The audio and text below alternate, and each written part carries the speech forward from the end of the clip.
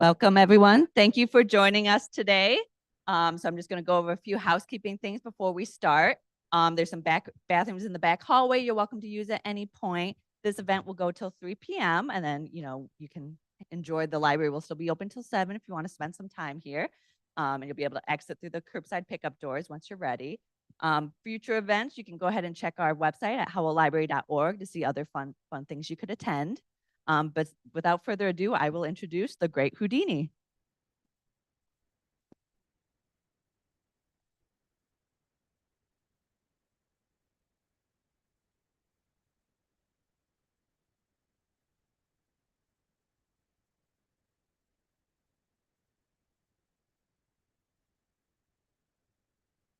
Good afternoon. Away.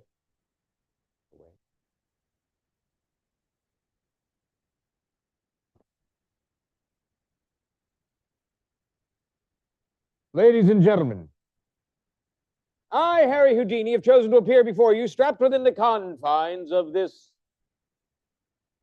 insane jacket. Now, you well may ask why I've chosen to appear before you in this condition. It is because this trick, this single illusion, if you will, of all the tricks, of all the illusions in the nearly 40-year career of the Great Houdini, illustrates that it is not through supernatural means, not through the employment of any trickery or secret device, but through sheer determination of will, stubbornness of body, and brute force, I will free myself from this jacket.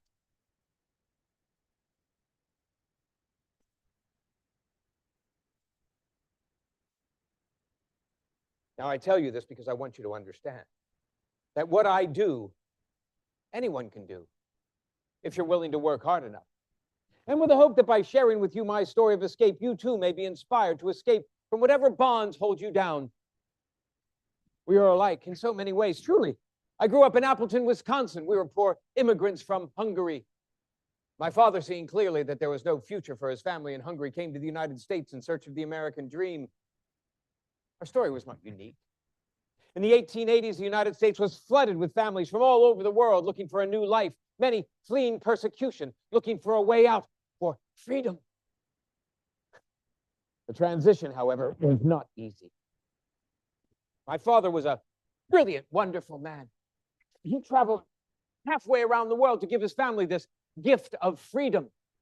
He brought with him everything he knew. Sadly, all he knew were the old ways, the ways of the past. He was a rabbi with a small following. His English was weak, so he contented himself to preach in German. His ways were old-fashioned, so he appealed to a very small few. But when you come to a new world in search of a new life, you must bring with you new ways.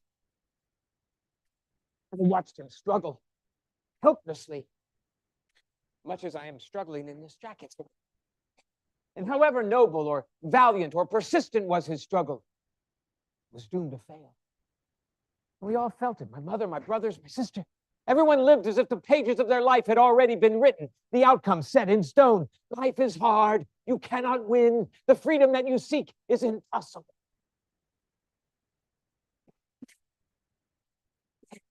The first time I saw a straitjacket was on an inmate in an asylum. He was writhing on the floor, struggling, trying to free himself. And what I noticed immediately was that though he was struggling, expending a great deal of energy, he did not believe that escape was possible. So as a consequence, you see, he would not be free. The straitjacket, ladies and gentlemen, is effective because we believe it is. We believe that cards are stacked against us, and well, then they might as well be. But I wanted something different for myself, for my family. I could not conceive of a life of poverty and broken dreams. We're in America now. There must be a better way. And so I decided, perhaps unconsciously, that life moved forward. That who I was ever going to be, if by God I was ever going to be anyone, was a forward-moving, never stopping, never resting evolution. And where that evolution took me, I didn't care. No. Way out was all I wanted. Not just for myself, but for my family, for my brothers, my sister, for my mother. I loved her. She was content to life as it was. to a life of poverty and broken dreams. How do I show them that there is another way? I must find the way, I must take the path, and then hope and pray that they will follow me. I remember I was a kid. I spent the entire afternoon in the streets of downtown Appleton, Wisconsin, performing little magic tricks for anyone who would watch. I was just a kid. I was cute, funny. So they put pennies in my hat.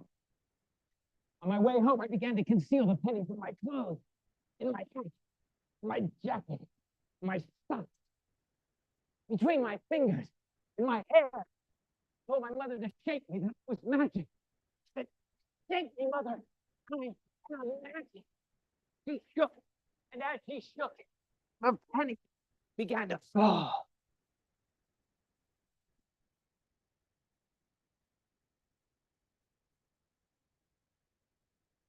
They rained down from everywhere, and she believed.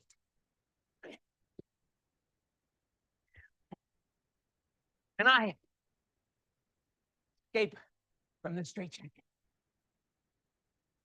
The audience erupts in a cathartic moment.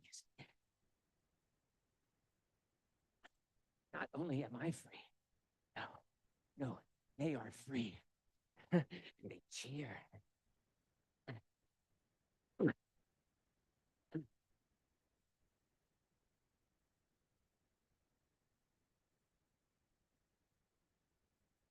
Take off the jacket, resisting its confinement. And they jump to their feet. I throw it down, defying its authority, and they weep with the excitement of the possibility of their freedom.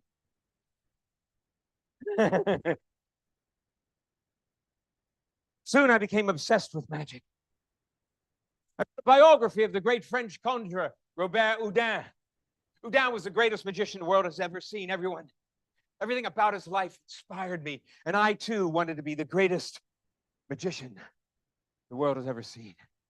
And so I studied hard. By the time I was a teenager, I was performing regularly. By the time I was 17, I was professional. A young friend once told me that if I added an I to the end of Houdin, it would mean to be like Houdin. So I added the I. And Houdini. I struck out on my own when I was 17 with another young magician. We called ourselves the Brothers Houdini.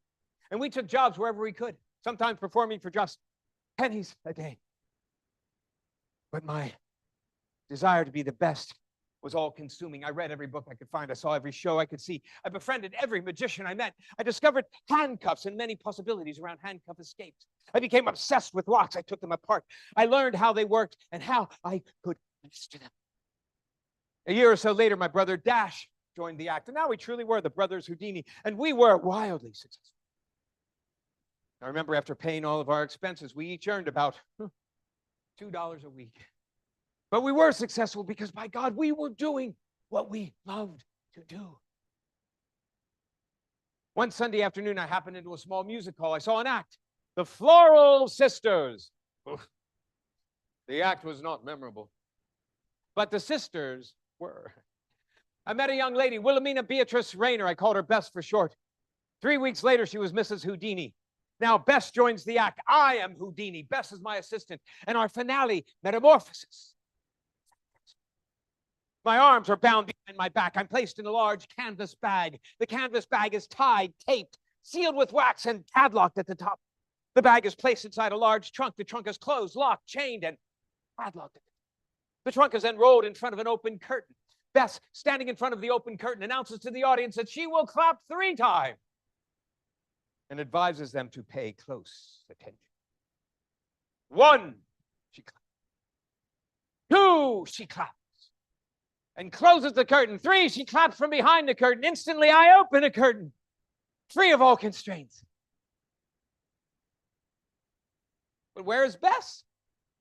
I open the trunk, open the bag, and there, locked inside the bag, which is locked inside the trunk, is Bess, her hands tied behind her back with the exact same ropes that had tied me just moments before. This was achieved in less than 3 seconds. Now that's magic. I printed advertisement cards that read, Metamorphosis, the illusion that created a sensation in Europe, Australia, and America.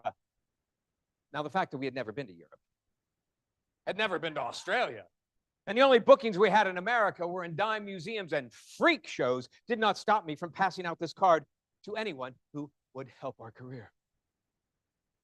But I know what you're thinking. You're thinking, oh, Mr. Houdini, why, that's not the truth. Well, let me tell you something about the truth, my friend. For a magician, whether something is demonstrably true or not hardly matters. For ultimately, what is true is what you believe to be true. So I'm going to tell you what to believe. Shall we play a little game? Yes, we shall play a little game. Now, every magician loves cards. We love cards because cards are fun. We love cards because cards are impossible. Do you have any idea how many combinations there are to a shuffled deck? The mathematical equation is called a fractal. Do you know what a fractal?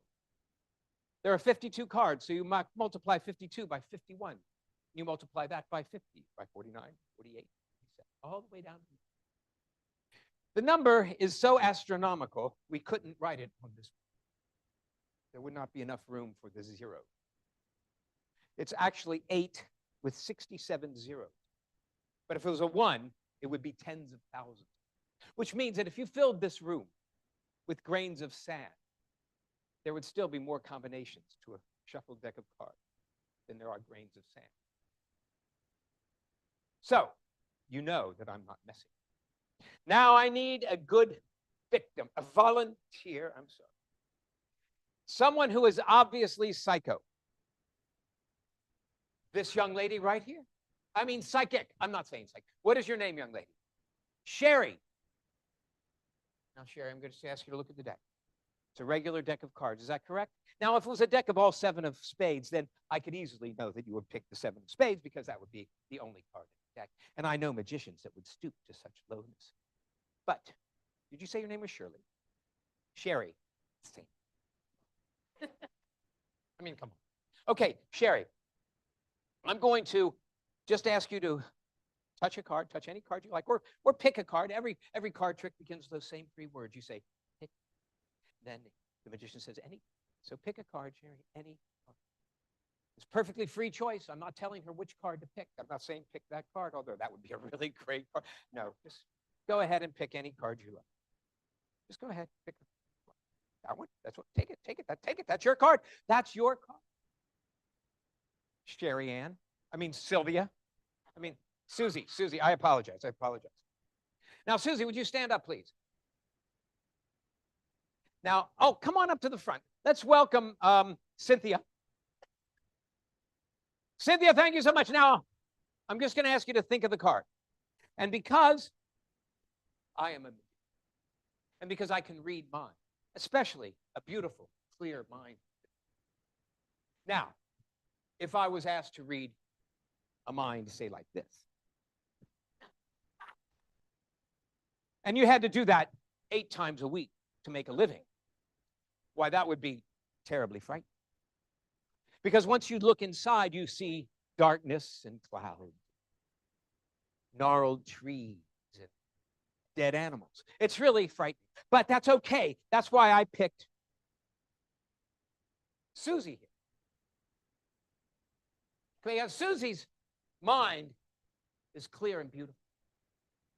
It's full of butterflies and rainbows and fresh air and daffodils. I just made that up, but it's true. It's true. All right.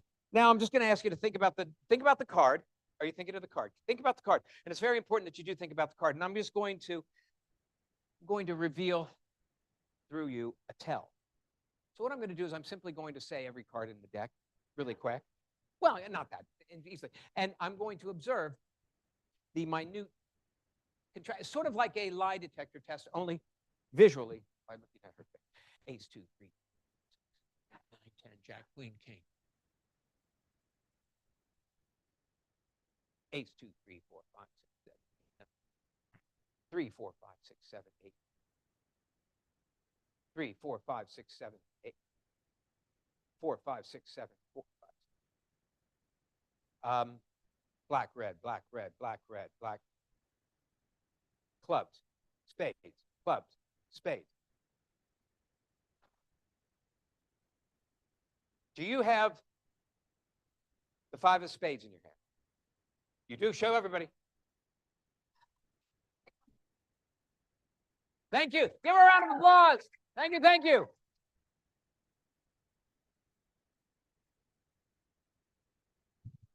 Oh, where was I? Oh, I was talking about Bess and I.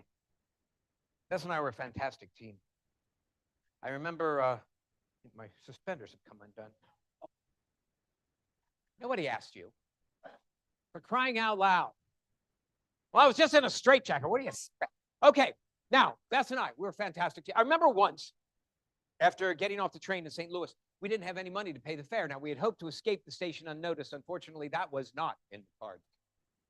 So so the station held our trunk, all the equipment that we needed for our act. So we couldn't make any money. We needed $30 to get our trunk out of Huck. So what do? We created a brand new act. We called ourselves Harry and Bess, America's greatest comedy duo. And I booked us in a small music hall for a week at $30. Now, the act consisted mostly of songs and jokes that we had picked up over the years. And some we just stole right out of a joke. But we were a hit. We were held over for a second week. When the management found out that we were a magic act, they held us over for a third week, which tells you that the moral of this story is to never give up. Okay, now, Bess and I. Well, Bess and I, we bounced around for years before I finally realized that my greatest appeal lay in the escape. Finally, my star is starting to rise, and all because of handcuffs and my obsession with locks. In Boston, I got out of thumb cuffs. In Oregon, I escaped from locks made with a time lock. In San Francisco, I escaped from leg irons made during the Civil War, fitted with a spring so powerful that just putting them on and securing them by means of a screw key took 3 men and 7 minutes. I escaped in 9. In San Francisco, more than 400 patrolmen and officials from all over the county gathered to see me fastened with 4 sets of handcuffs, 2 sets of leg irons, another set of cuffs locking my wrists and my ankles together. Trussed up like a turkey on Thanksgiving Day, I escaped in 7 minutes, dragging this collection of iron in an interlocking chain more than 11 feet behind me. But the most amazing escape from a single pair of cuffs came in London, at the Hippodrome Theater. I had received an invitation from the newspaper there, the London Daily Mirror, to try to escape from a single pair of cuffs made by a blacksmith named Nathaniel Hart. Now, this blacksmith claimed to have spent 5 years making these cuffs, a week on the key alone. He swore they could not be picked, adding that he could not pick the lock himself. So in front of a very excited audience, I accepted the challenge. The day of the event, I walked out on stage. More than 4,000 spectators crammed into the Hippodrome. I received an ovation fit for a king. I am now ready to be cuffed by a representative of the London Mirror, if he be present. Now, the representative came on stage. The cuffs were produced, and they were placed on my wrist. A key was inserted. It was turned several times to secure the bolt. I have now been handcuffed with cuffs that have taken a British mechanic 5 years to make, I said. I do not know, ladies and gentlemen, if I will escape. I can only assure you that, by God, I'm going to try. Oh, I love that. They started screaming in anticipation. But what presented to me behind the curtain were formidable indeed. These were inflexible. Unlike the shackles I have on now, there was no chain, no wrist swivel. The wrist holes were coupled onto these massive cylinders which housed the intricate locks. And these were high security mechanisms used for guarding state secrets. The key was a metal tube with several slots cut into the end. And when this metal tube key was inserted into the lock, these slots all pushed a series of slides all to a different depth. The key could only be turned when all the slides were depressed the proper distance, requiring end weight pressure and several delicate rotations. When this type of lock was first introduced, it came with a very, very handsome reward to anyone who could pick the lock. The reward went unclaimed for more than 60 years, until the world's greatest lockpick, Alfred Hobbs, picked it. But it took Hobbs 44 hours. And the locks on my wrists are far more sophisticated, with no fewer than 5 tumblers each. I mean, they're more complicated than some of the most complicated safes. And I don't have 44 hours. After 20 minutes, I stepped out from behind the curtain. The crowd jumped to their feet, screaming, "Look, he's free! He's free!" Oh, but no, I was not free. I only wanted to get a better look at the locks in strong light. I stepped back behind the curtain. The orchestra played a light waltz. I did not reappear for another 13 minutes. When I stepped out, I looked as if I had lost. I was dripping from head to toe. It was a hot August day. I was exhausted already. I asked for a glass of water. Why, have you given up? They asked. Give up! Houdini will never give up, give in, or surrender as long as there is breath in my body. Oh, the crowd loved that. They started screaming with delight. I stepped back behind the curtain. I did not emerge again for another 22 minutes. And when I finally stepped out, still cuffed, there was a moan that issued from the audience. And I felt sorry for them. Truly, I did, because they had paid good money to see me. Well, they paid good money to see the Great Houdini, rather. Escape from these mirror impossible cuffs, as they were called. And here I was, most impossibly attached to these mirror impossible cuffs. I looked like I had already lost. I was standing there dripping from head to toe. I didn't think I could even go on. I begged them to take the cuffs off, only for a moment, that I might remove this heavy frock coat. But they were wary. You see, I'd never seen them unlock the cuffs, and they feared that if I watched them unlock them, that I could perhaps learn some very valuable secret, which, of course, I would. So they refused. So in a moment of high drama, I grabbed the back of my coat, flipped it inside out over my head. I then began to search in my pocket for a knife or some implement that I could use to tear this jacket off of my coat. I tore it off, and the crowd went wild.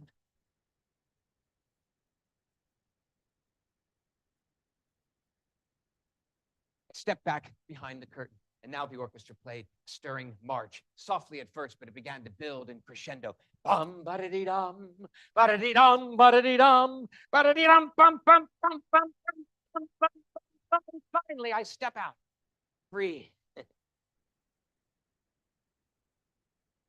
And in my hands, I am holding the single most complicated set of handcuffs the world has ever seen. Oh, the response from the audience is undeniable. Men stood on their chairs. Women waved their handkerchiefs. Strangers hugged one another. It was as if it were end of a long, brutal war. Man had survived where machine had. And I left the theater weeping. So now I'm the king of handcuffs. But how far is that going to take? Let's play another game. Would you like? Sure. Let's play another game. Now, ladies and gentlemen,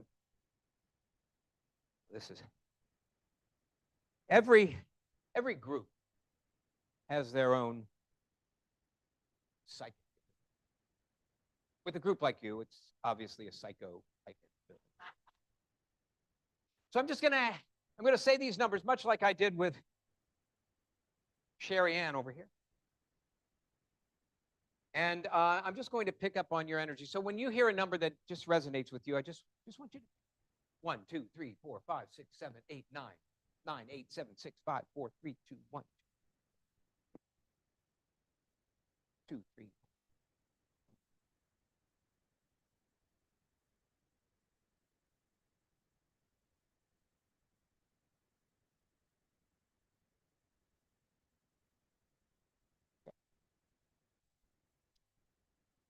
I have just written down a 4-digit number.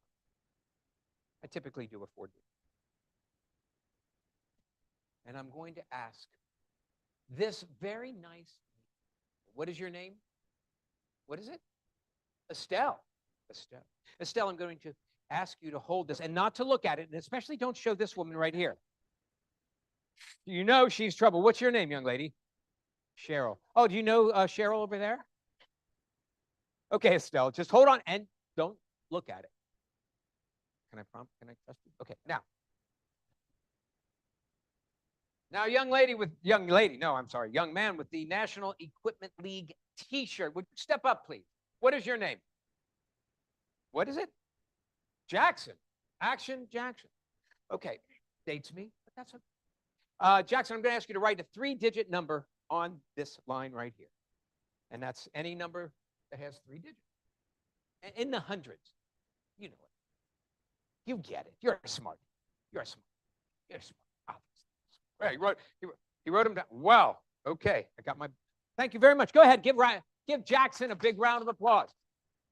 All right. All right. Young lady right here in the black. Would you go ahead and write down a 3-digit number behind Jackson's? Write a little darker.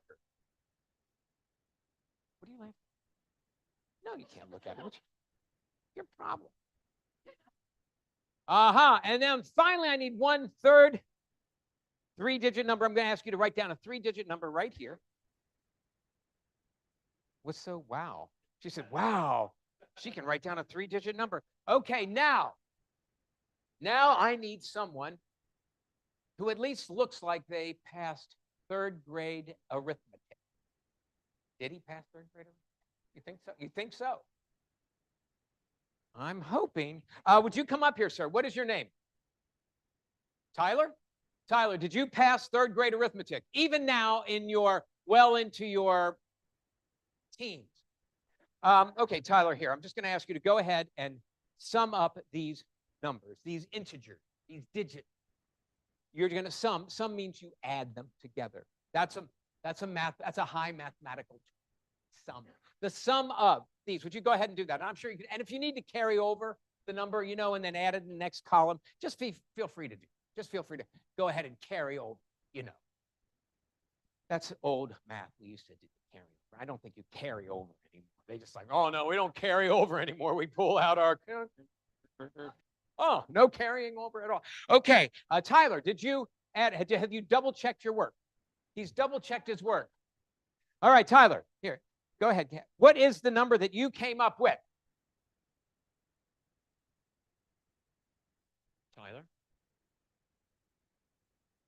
Would you triple check me? And I'm blaming you. Little Miss Smarty Pants. Oh, Tyler. Tyler's a math whiz. Oh, Tyler. Tyler has several patents in the works. Tyler's an engineer. I'm only kidding you, Tyler.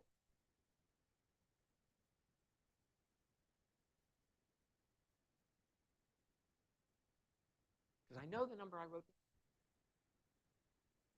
Did your number change, Tyler?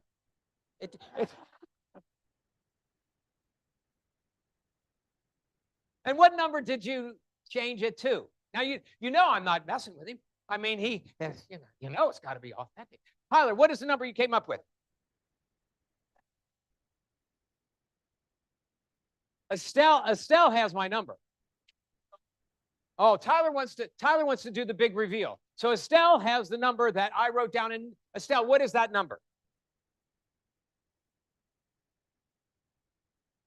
1,399. And Tyler has.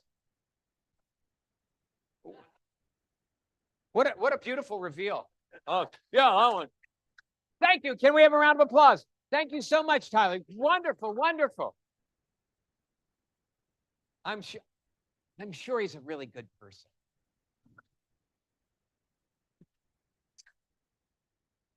Thank you. So where was I? Oh, I'm the king of handcuffs. Huh, but how far is that going to take? An expose printed in the San Francisco Examiner and then later in the Los Angeles Record stated that there are only a few types of handcuffs in existence, and that all handcuffs made by the same manufacturer of the same model could easily be opened with the same key. Now, this was a direct attack on me. And though it was tremendous publicity, I was not a man to take this lying down. So I fired back with an article of my own. That all cuffs of the same model made by the same manufacturer could be opened with the same key was no secret. But there must exist hundreds, perhaps thousands of varieties of handcuffs. Some are known for their inventor, such as the tower cuff. Others for their shape or mode of construction, such as the plug 8s. And they differ in weight, size, complexity, design. They all use different keys. They all have different locks. So even if I had the thousands of keys required to open them, where would I keep them? And then how in the world could I produce a key for the particular lock I need without having even seen the lock? So, to prove that I did not need keys at all, I chose to perform all my handcuff escapes nude. In San Francisco, I was stripped and searched by 3 detectives. They searched me from head to toe. They certified that it would be impossible for me to conceal a key, a pick, a wire, a spring, or any other secret device. As an added precaution, take my medicine. Then they shackled me with 4 sets of leg irons, 3 sets of handcuffs, 2 sets of cuffs locking my wrists and my ankles together, and then they locked me in a closet. 5 minutes later, I joined them in their office for coffee. Still naked as a jaybird. I made these police station escapes a regular part of my traveling routine. Whenever I would go to a new town, I always made a point to stop at the local police station and escape from their finest cuffs. I advertised that I was the only conjurer in the world who could escape from all handcuffs, leg shackles, insane belts, and straitjackets after being stripped, searched from head to toe, proving he carries no keys, picks, wires, springs, or any other secret device. And that was my business. You see, ladies and gentlemen, a magician has to give something new. You have to do something new every time. Otherwise, people will get bored with it. Now, metamorphosis made me think about locks. Locks made me think about handcuffs. Handcuffs made me think about the police. And the police, well, I wasn't through with it. In Chicago at the Central Station, I was stripped and searched by the police surgeon. I was then led to a cell, a regular jail cell that had 2 locks on it. One was your standard jail cell lock. But this lock had a hinged iron tongue, which went over the keyhole and extended to the outer frame of the cell where it was padlocked shut. So I would have to unlock this remote padlock that I couldn't even reach before I could even gain access to the keyhole to open up the cell. I escaped in 4 minutes. The most amazing jail cell escape came in Washington, D.C. I had received an invitation from the warden of the United States jail, Warden Harris, to try to escape from the most famous jail cell in all the world. It was so famous it had its own name. It was called the Grand Finale. So I accepted the challenge. The next day I arrive at this cathedral-like prison on the Potomac. I meet the warden and several officials. The warden escorts me down to Murderers' Row, which is in the lower south wing of the building, which consisted of 17 cells. Current residents included no fewer than 7 convicted murderers. We stopped at cell number 2, which was famous for having housed Charles Gutiau. Those history buffs of you will recall that Charles Gutiau is the man who had assassinated President James Garfield in 1881. Now, Gutiau had long since been executed for his crime. Current resident of the cell was a fellow named Walter Hamilton. Hamilton had been convicted of smothering his wife with a pillow and then staying up all night with the body in a drunken charming. So I was stripped to the skin, searched, and thrown in the cell with Hamilton. The warden and several officials, all feeling very confident, chose to leave me and my fellow prisoners to our own designs, and they went up to the warden's office for a quick drink. Now, they had good reason to feel confident. This jail cell was basically a heavily thick brick room with a heavily barred door that came right in the middle and no windows. And from this door, when this door was closed, an arm-like bar extended from the lock and went down a small, thin aisle where it made a turn and went all the way down the next hallway where it slipped over a pin, fastened a spring, and set the lock. The lock could only be opened with a key. It has no fewer than 5 tumblers, and it must be 35 feet out of my room. I escaped in 2 minutes. My clothes, however, were locked in an adjoining cell that I would have to unlock if I wanted to leave this prison closed. So while I'm unlocking the second cell to get my clothes, an idea, a deliciously deceitful idea, an idea that would elevate this escape from the mere record books to legendary, even mythic status. While still naked, I unlocked each prisoner's cell, moved each prisoner into a different cell, locked them back up, got dressed, and went up and saw the warden. I know what you're saying. You say, Mr. Houdini, why go through all this trouble naked? Well, I needed the advantage. And a naked man makes people very nervous. Newspapers went wild with stories of these escapes. They used words like amazing, incredible, unbelievable, supernatural, impossible. A butcher in Omaha, Nebraska, ran a newspaper ad with a drawing of shackles flying off the Great Houdini above the price of pork loin and round steak.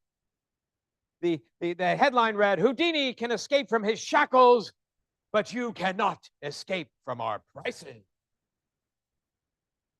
But like the gunslingers of the Old West, every turn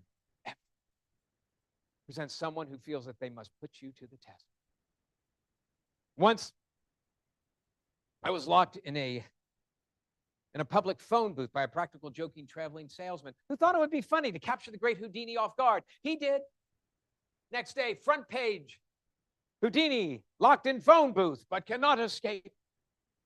And sometimes I would even foil myself. I once missed a train because I could not unlock my own suitcase to get the ticket out before the train left the station. You see, ladies and gentlemen, they came to expect great things from me. And so I had to give them great things. And so at some point, it became important for me to do things that were not normal. I began to do my straitjacket escape hanging upside down over a town hall, either hanging from a crane or off the edge of a building, oftentimes a newspaper building for the free publicity, sometimes 150, 200 feet in the air. Now, the fact that the straitjacket escape is easier to execute upside down owing to the assistance of gravity, watching someone struggle 200 feet over your head, that was exciting, and that's what they came to see. Once, after escaping from the straitjacket, the winch malfunctioned, and I hung by my ankles upside down a full 20 minutes before a window washer climbed out of the window and threw me a towel and pulled me into safety.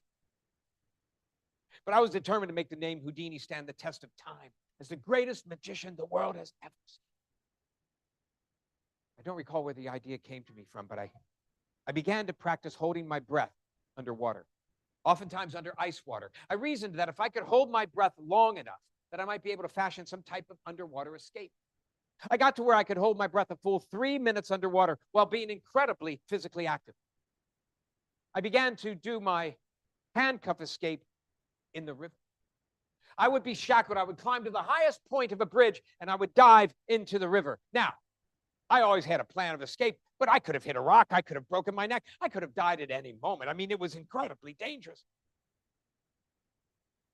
I also fashioned a type of underwater trunk escape, where I would be shackled. I would be placed in a trunk. The trunk would be locked and chained and hoisted and dumped into the river. One winter day in Pittsburgh, I believe it was very cold, and the ice on the river was in places 7 inches thick. Now, honestly, the cold had never really held any great terrors. So I had a large hole chopped into the ice that we would dump the trunk in, and later I would climb out of once I had escaped. So I was shackled. I was placed in the trunk. The trunk was chained, locked, hoisted up, and dumped into the river. Now, the shackles on my body and those around the trunk offered no more resistance than typically they do. But what I found was that once I had freed myself, now I had drifted downstream with the current, and now I was trapped underwater under 7 inches of ice. Now, I immediately began to recognize the difficulty of my situation because, unlike many people, I could think very clearly under duress, even trapped underwater under 7 inches of ice. And I began to methodically look for the hole. I reasoned that there should be some light coming where I had busted the ice out and that I should be able to find it, but I could see no light.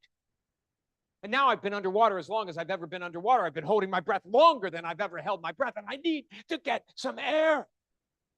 And I swim to the surface, and I'm banging on the ice. I hope someone can see me, but there's no. I'm this close to drowning when it occurs to me that if I bring my mouth close to the surface of the ice, I may catch a breath when the water and the ice separate in the waves. And so with my mouth kissing the ice, my hands clawing, my feet kicking, I began to search, grabbing a breath wherever I could until I found the hole 22 minutes later. I was pulled from the water. The crowd, they thought I died, and I almost did. But by God, 5,000, 10,000 people would come to see the great Houdini hanging upside down or diving into the water. And God, they would swarm the streets in the afternoon, and they would pack the theater at night. At some point, I realized that these death-defying feats are exactly that. They're a defiance of my own mortality. I mean, I'm now into my 50s, and who wants to believe they can't do what they used to be able to do? I mean, all these crazy stunts, the Chinese water torture, the milk can escape, the buried alive escape, the buried alive. You know, for centuries, people were terrified that they may end up being buried alive. Edgar Allan Poe, the great writer, wrote horrible stories about people being buried alive. At some point, it became commonplace for people of means to be buried with a rope attached to their hands that was attached to a bell over their grave. Friends and family would sit vigil all night for a couple of days after you were buried, just to keeping their eyes on the bell in case it rang. Sometimes it did. Where do you think the phrase "saved by the bell" came from? I reasoned that if I could be buried alive and survive, that would resonate with the audience on a deep, profound, and truly frightening level. Now, the first time I experimented with the buried alive stunt, I was shackled and buried only a foot or so under. And it was really quite easy. I just undid the shackles. I dug myself out.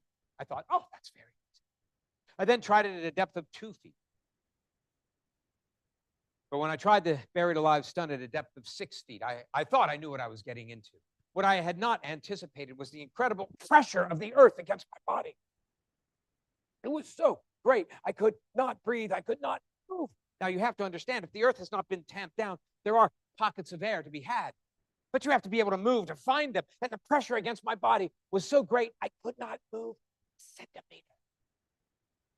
I tried to take a breath, because this was the first time in my entire career I began to panic. But all I took in was a mouth of dirt. And I thought, this is it. I'm going to die right here. I'm going to die right here, and I'm already buried. And then I did what I did when I'm underwater. I put all thoughts out of my mind except that which I needed to survive. I reassured myself that I must have at least 2 minutes of oxygen left in my lungs, and I began to concentrate on one thing only: moving my hands. That's all. A half an inch. Finally, I was able to get my hands in front of my mouth, where I was able to create a small pocket of air that I greedily breathed in. Then I began to squirm as much as I can to displace whatever dirt I could displace. And then I would begin to claw at whatever dirt was there in order to make some space for myself before I could begin to dig myself out, to drag myself out of that. I was underground 18 solid minutes before I got out. That was truly the most frightening experience of my entire career. But I didn't give up on the trick, because I continued to use it, because I wanted to use it for my finale. All of these crazy death-defying tricks: the Chinese water torture, the milk can escape, the buried alive stunt, the disappearing elephant, the walking through the brick wall. All of these were the finale to my typical 3-act show. I was still a magician at heart. I still did card tricks and coin tricks and prediction routines. One of my mother's favorite tricks that I would do, it was one of her favorite tricks. It was it would be involved around a length of thread. Can you see the thread? And in this trick, you take the length of thread and you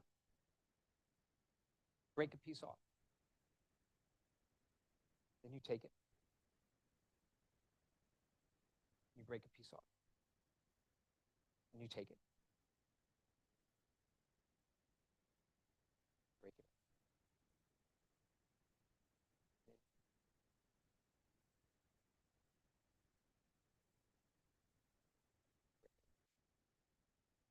You take these pieces.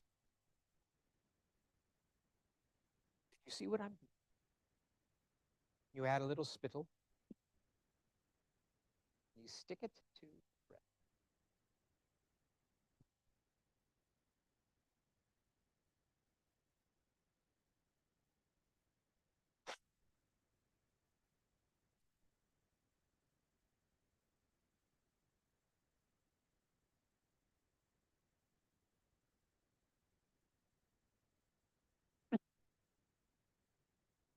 Little al dente, but not bad.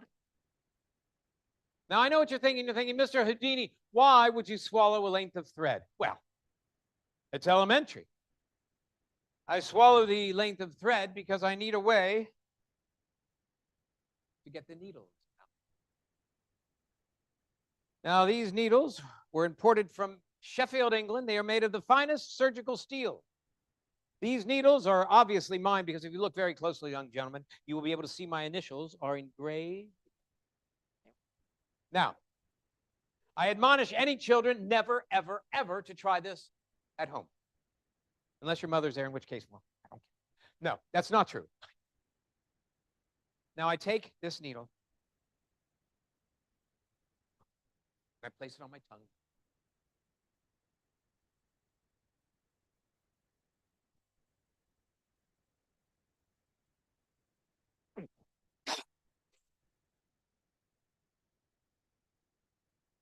I then take a second needle. And once again, I admonish any children in the audience not to even consider doing it. If I told you how long it took me to learn how to do this, you would laugh at me. Weeks and weeks and hours every day. So I take the second needle and I place it on my tongue thus.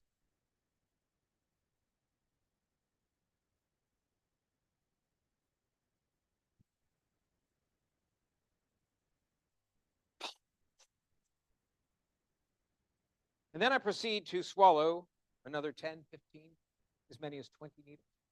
Now that does take a little while, so I'm going to take these 20 needles. Can you see them? Can you see these needles? See them? Can you see them? There's actually 19 here. And place them on my tongue.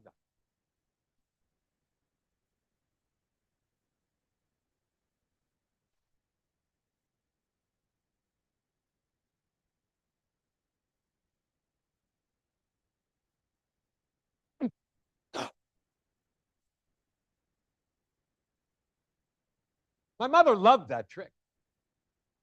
That was her favorite trick. It was as if she thought that it was the one trick I wouldn't hurt myself in because I wasn't diving into the water or being chained up. But easily, it's the most dangerous trick I ever did. So let me do another trick for you that I think you'll really, really enjoy. Let's see. I need a volunteer. This gentleman right here. Didn't mean to throw you out for using that strange contraption that has not been invented yet. And what is your name, sir? Roy Bailey. That sound like a movie star name?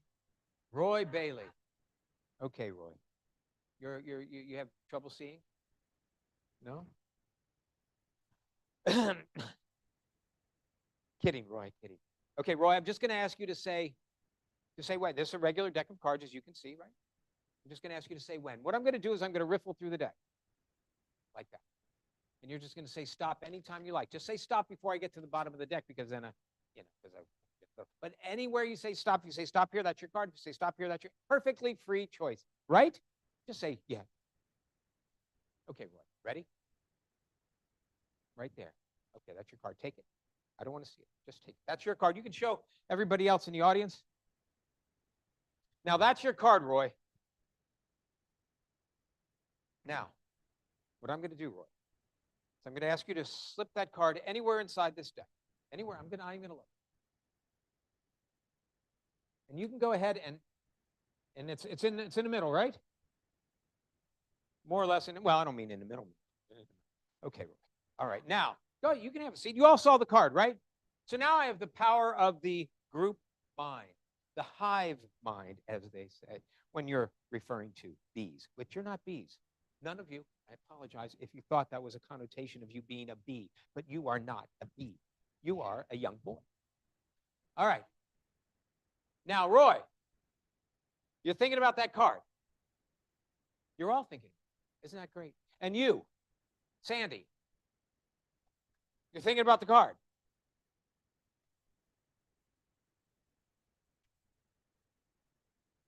I'm sure her mother didn't laugh when she named her Susie. Okay. So what I'm going to do, I've shuffled the cards, as you see. Shuffled them. I have no idea where the cards are. I have no idea where Roy's card is. How can I know? It's not possible. Roy, I'm simply going to cut into the deck, and we're just going to cut to your card. Okay? Okay? King of Diamonds. It was the King of Diamonds. What? It wasn't the King of Diamonds? Well, this trick works about 30% of the time, so it was... Okay, let's try it once again. Are you thinking about the card, or were you thinking about the King of Diamonds? Come on, Roy, don't mess me up. All right, here we go. And the... Oh, it is the 6 of clubs. The 6 of... Wasn't it? The Jack of Hearts. It was the Jack...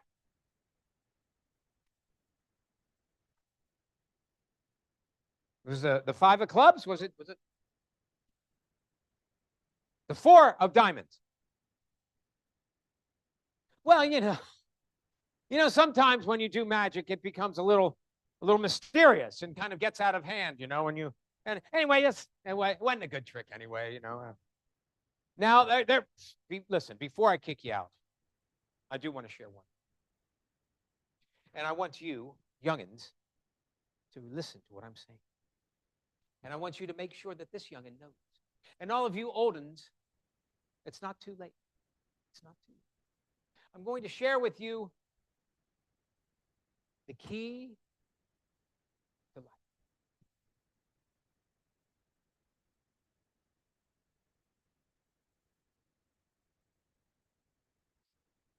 It's not the straps on the jacket. It's not the chains on the shackles. It's not the locks on the doors or on the jail cells that hold us back in life. It's our belief. It's your belief in the straps. It's your belief in the chains. It's your belief in the locks. Whatever they may be, however they may manifest themselves in your life, are the things that hold you back. The belief. The belief in things that you can't do. The belief that I can't do this, that I can't do that, that I shouldn't do this, that I shouldn't do that. The belief. But you have to understand something. All of those thoughts that you have that slow you down, that hold you back, that keep all your beautiful magic hidden deep down, those are just thoughts in your head. And you can have different. You can have thoughts of being successful. You can have thoughts of getting the touchdown. You can have thoughts of doing anything, being anything you desire. Because they're just thoughts. And truly, truly, when you change the way you think about them, the actual things that you think about are going to change. And that's the magic of life. And when you do that, then all of that beautiful magic that lives deep down inside of you will be able to come out for the world to see. All of your magic will be able to come out.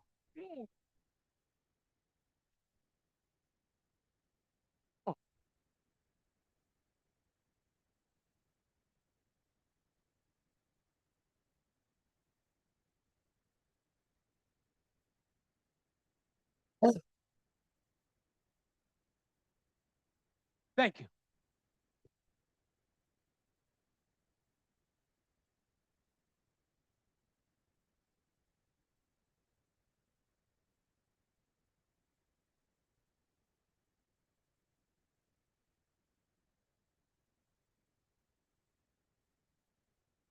Thank you very much, ladies and gentlemen. Thank you very much. Now, we find ourselves in a library, which I consider an institution of higher learning. And because we find ourselves here, I'm happy to sit down here and answer any thoughts, questions, ideas that you might have about Houdini, about his life, about his work, or even about the life of an itinerant actor who traveled the country doing something as insane as what you sat witness to today. So I'm going to sit here on this chair, and you're all going to dazzle me with your brilliance. Does anyone have any thoughts, questions, ideas, anything you'd like to share? Yes, Tyler. He died in Detroit at the hospital on Halloween night, 1926. So the 100th anniversary of his death is coming up next year, next October. Yeah, he was only 52. A ruptured appendix. There is some, the folklore is that some kid hit him in the stomach.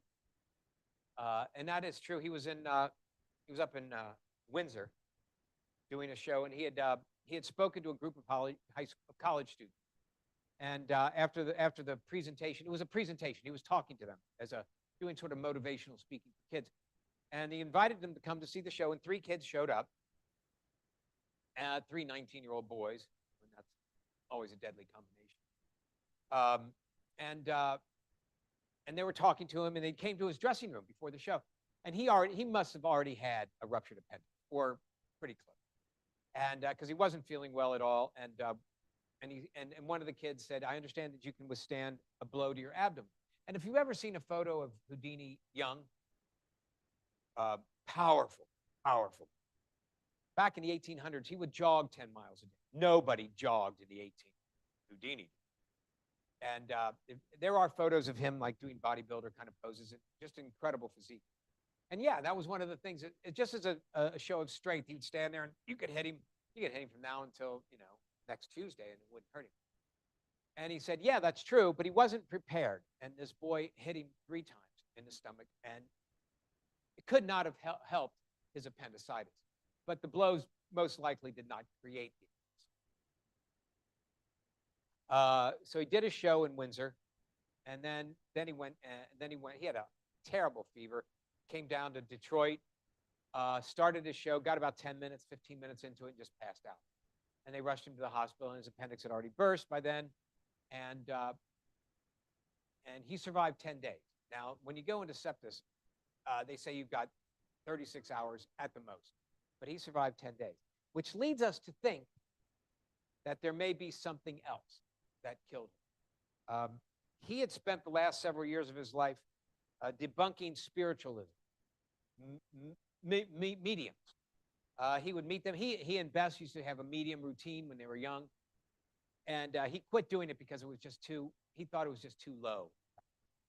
Because they would show up to the town a day before, and they'd walk through the cemetery, and they'd meet people, and they'd get information about all the people that had tickets to the show.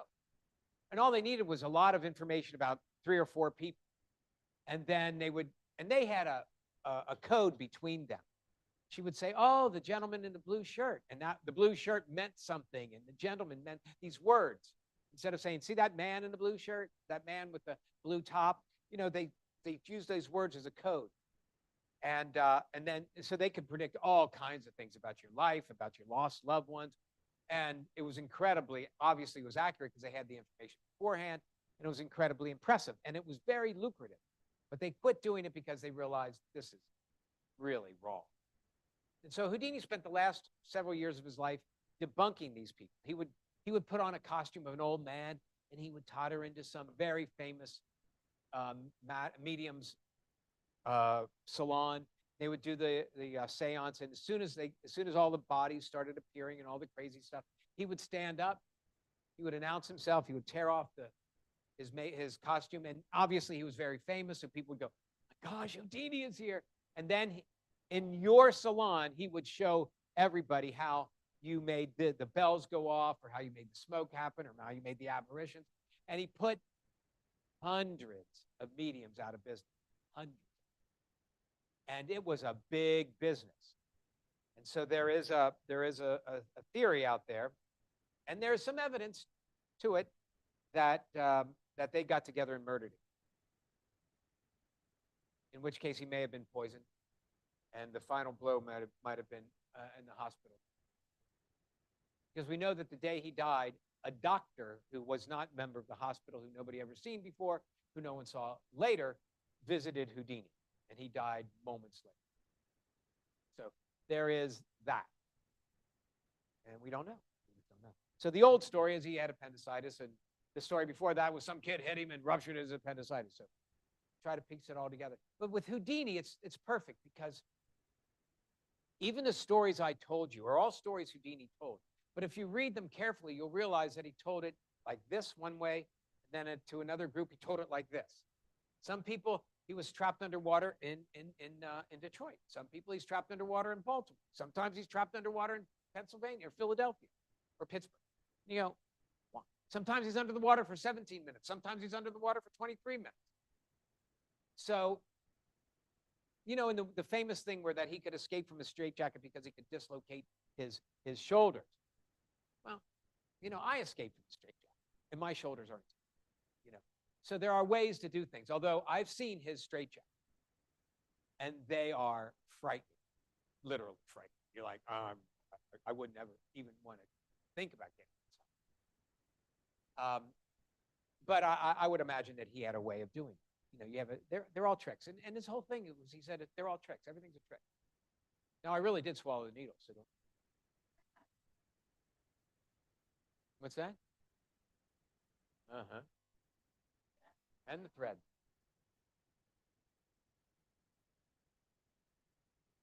Well, he was, I think there's one in Appleton, Wisconsin, where he grew up.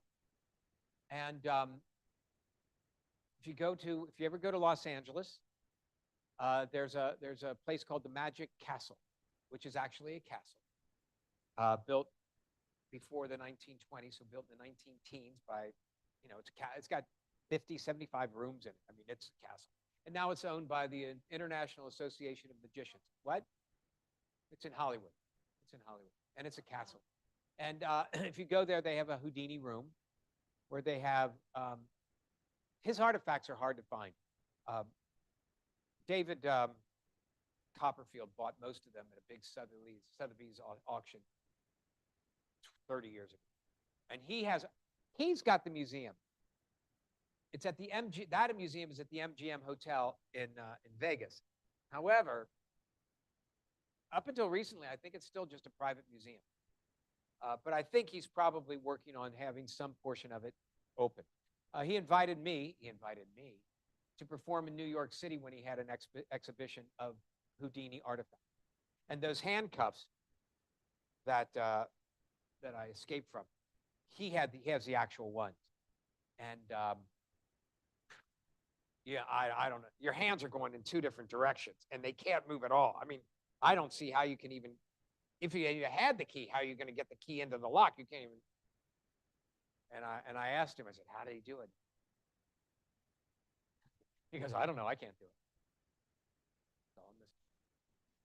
But Houdini loved that stuff, so he would let you think that he could dislocate his shoulder. He didn't care. If it elevated his star, he'd like, think anything you want. I don't, He would tell you, oh, it's just physical. I'm just physically doing it. Then you go, I can't do that. Right, you can't do that, but he can. So he had lots of tricks. He would travel with like 2 full-size train cars of his stuff. I mean, the water torture was 10 feet high, of glass, 2 inches thick. It's filled with like about 100 gallons of water. And he would be lowered into it. So it's this massive aquarium. And he traveled with 2 of them in case one broke. It's a lot of stuff. It's a lot of stuff.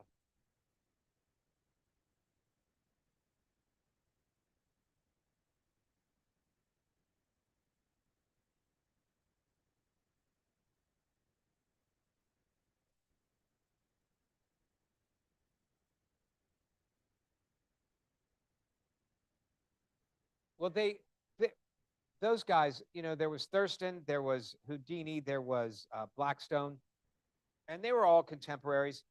There were others, and there was a friendly competition, obviously, between them. There wasn't. Houdini had a falling out with his mentor, who was Robert Houdin, but Houdin had passed, and so he had a falling out actually with his family. Because he wanted to do some of his routines that the family refused, and then it created some bad blood. But with regards to Thurston, I don't ever recall there being like a feud other than a professional kind of one-upmanship, sort of like Schwarzenegger and Stallone. I do have a funny story about. See, with magic, the question is, how far are you willing to go to create this illusion? Watch David Blaine. There's a wonderful video on YouTube where David Blaine is in Harrison Ford's house. And he makes this card, Harrison Ford's card, appear out of a freely picked piece of fruit on his table. And Harrison's response is a little crude and very funny. However, you look at this, and as a magician, I know there are certain ways to do this.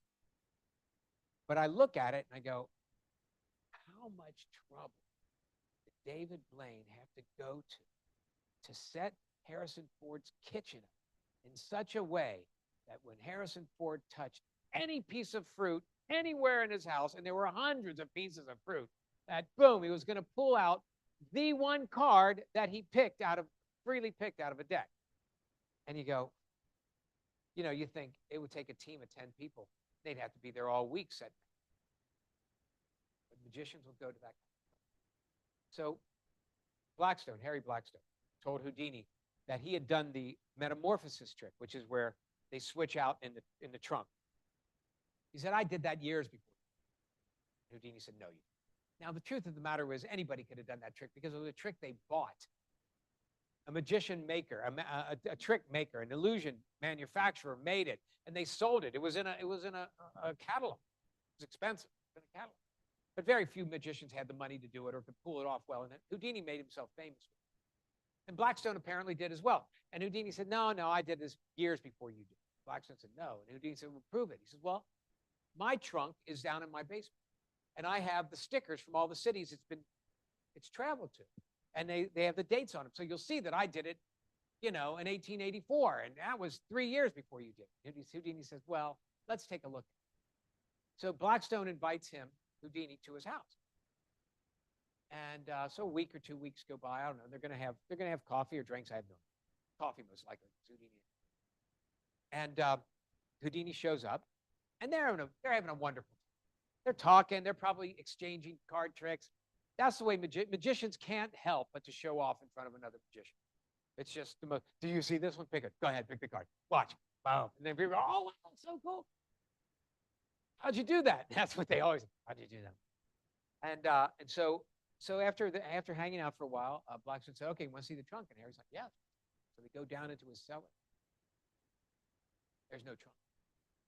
They search and search and search, and there's no trunk. And Blackstone looks at Houdini and said, "How did you get in my house? You got it in my house, and you stole the trunk." And Houdini's like, "Touch your trunk. What do I do? I don't know anything about your trunk." Then you fast forward 75 years. And when all Houdini's stuff is going on auction, there's Blackstone's trunk. How far are you willing to go to make that trick work?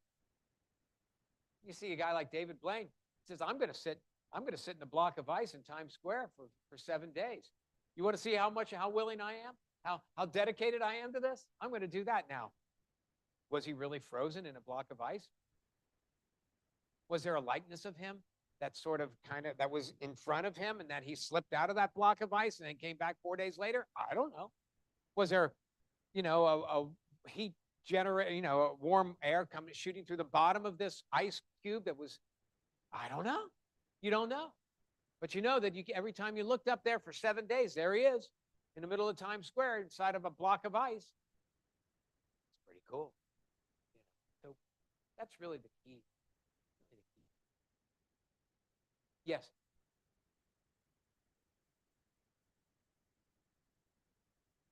Probably so. Oh, first trick I ever learned was a thing called the one ahead principle. And the one ahead principle is it's a principle that once you know it, you can. And I didn't know I knew it. I mean, I knew it was just a card trick that uses the one ahead principle. And you can look this up on the internet. YouTube is filled with magic and people that will share with you magic if you give them a like, because there's money in the like, and there's not really a lot of money in magic. Unless you want to do kids' parties. That's really only money in it for this. But the one ahead principle, so it was a card trick where you picked a card, you picked a card, you picked a card, you picked a card, and I knew every card that you were going to pick. But it's the one ahead because I know the first card. I knew the first card you were going to pick. Once I know the first card you're going to pick, you can pick any other card after that, and I always know. And that you can use with with choosing anything. And magicians will do that. They'll have 10 things on the table, and they'll say, pick any. And then, but you can't pick any because they're already ahead of you. And that was the first trick. I was like 6. And I did that card trick for years. And it was the only card trick I knew. And then when I started doing this, I started learning a lot of card tricks. I learned a lot of card tricks. And see, like here's the 3 of spades. So I learned all these card tricks, and then I did that card trick, the one I learned when I was 6. I did it for a magician, and they're like, "How'd you do that?" I'm like, "It's just so." But magicians are great. Anyway, it's fun. Now, what was that card? 3 of what? 3 of spades. 3 of spades. Okay. So what we want to do is we want to make sure that I have no idea where the three of spades is, right? That's what you want to believe, that I have no idea where the three of spades is. And how could I know where the three of spades is, really? Because if you're watching very closely, you're seeing that the cards are getting shuffled around. It's really bad. And you're staring. She's staring. He's got to know where that three of spades. I don't know where the three of spades. But if it's here, you know, I'll be really happy. So anyway, I want to thank you guys for coming. We're going to be posting this on YouTube, right? So that'll be a library thing. They're going to post it on YouTube, so you can tell people to watch it and you know, or not watch it. But thank you so very much. Have a wonderful rest of your day. Thank you.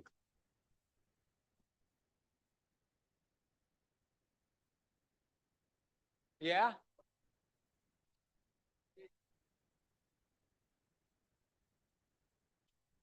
Okay.